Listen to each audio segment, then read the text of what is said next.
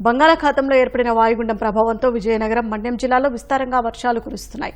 మడ్డుపల్లి జలాశయంలోని 6 ప్రధాన గేట్లు ఎత్తి సుమారు 16,000 క్యూసెక్కుల నీటిని నాగావళి నదిలోకి అధికారులు వదిలారు.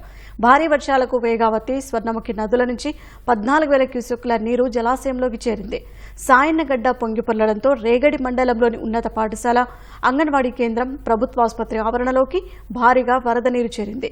సంతకవిటి మండలంలోని పలు గ్రామాల్లో వరి, చెరుకు పొలాలు నీటిలో మునిగిపోయాయని రైతులు ఆవేదన వ్యక్తం చేశారు.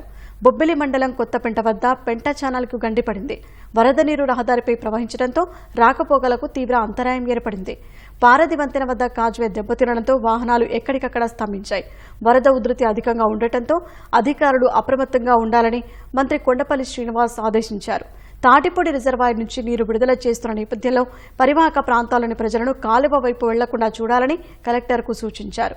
నీటిపారుదల శాఖ అధికారులు కలెక్టర్ కార్యాలయంలోనే ఉండి ఎప్పటికప్పుడు పరిస్థితి పర్యవేక్షించాలని మంత్రి ఆదేశించారు.